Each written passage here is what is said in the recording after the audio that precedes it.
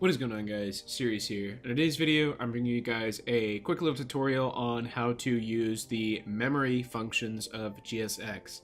Now, it may be a little bit longer than my other videos, but it shouldn't be too long. I'm going to kind of go through this quickly, and hopefully you can get a better understanding of how to use the memory functions in GSX.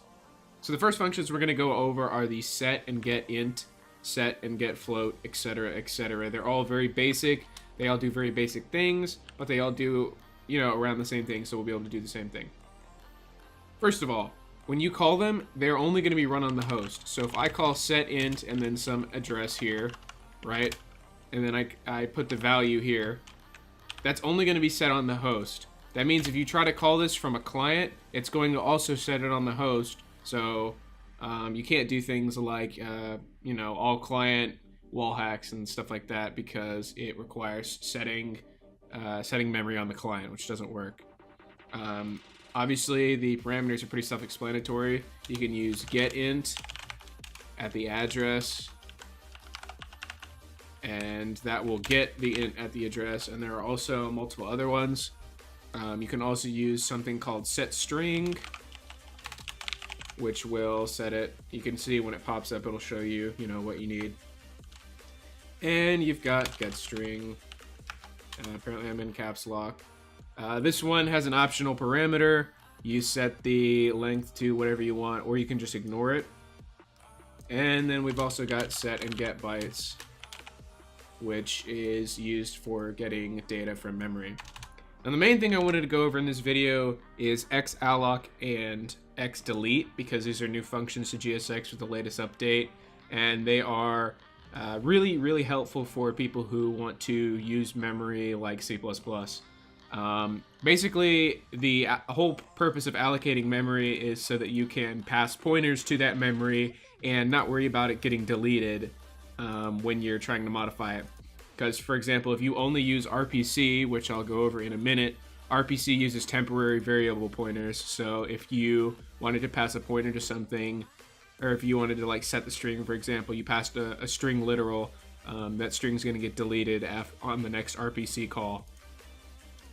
However, now with xalloc and xdelete, you can actually get pointers to things. So I'll show you my string allocation function. I may embed this in GSX Studio, I don't know.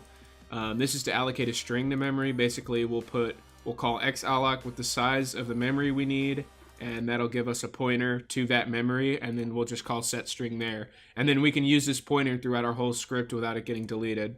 So for example, in my weapon def, I'm calling string alloc to allocate the name that I want for my RPG. And this is going to allow me to, set the name to something without having to actually write the string. I'm going to also show you an example of how to delete that. For example, we'll do pointer is string alloc example. Let's say you don't need this later and you just decide you're going to delete it. Well, we'll go ahead and just call xdelete, and we'll just delete the pointer. And that will free up the memory so that you can use it for other things. Like if you're doing like a loop or something and you're allocating a lot of memory, you need to make sure that you always delete it, because if you don't delete it, then you'll run out of space in your virtual stack. The stack is actually pretty big because it's using the same injection space as your GSC, but you really don't want to let it just go crazy, because eventually it'll overwrite other critical memory in the system. RPC is pretty self-explanatory as well. Basically, you're going to call RPC and then the address that you're calling, which will do whatever, and then you put the parameters that you're going to pass to it. So the first parameter I want to call is 1, the second is example, etc., right? And that's going to call the function located at this address. A more, let's say, a more practical example would be something like this, where I'm using these functions for overflow, which this is going to be implemented into GSX whenever I get it done. But let's say we want to use glocalized string index, right? We'll go down here and we will do something like self, or we'll just get the value, right? I is equal to RPC, then we call the address, and we say we want to get the index of test string, right? And that's going to give us the index of test string. Well, it's not working right now because this function does something weird, but you know, that's basically the example.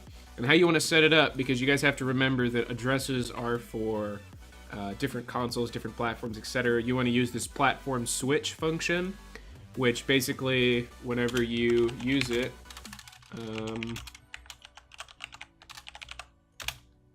you will do in that order. We've got the PS3 first, Xbox, then PC and redacted, and then default.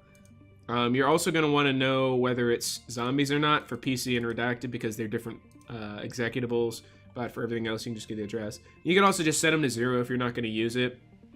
I'll do a more advanced tutorial on how to find addresses and things like that soon, but for you guys who are just you know, testing whatever on PS3, for example, you could just get the address for PS3 and then you could call it and you wouldn't have to worry about that. Also, you guys can see defines. If you don't understand how defines work, I'll go over it really quickly. You will type in define and then you'll put an identifier. So identifier, and then you just put any expression. So you'd put something like, for example, I don't know, level.players, right? And that would replace, anytime you put this specific text, it's going to replace it with level.players. These are basic macros, etc. Some of the cool features implemented to make your development process faster. That's probably it as far as the tutorial part of this goes. I'll show you guys really quickly what this script does. When we call it, I'll just go ahead and put self print line. Well, we'll just print a normal one. And we'll go ahead and call that. And that is going to let us print the index of test string, which is always 256 for some reason. I'm trying to fix that. But yeah, let's go ahead and inject that. I'm going to go ahead and connect to redacted and inject current project. And we'll go ahead and test it out. That'll take a second to start, so I'll just go ahead and...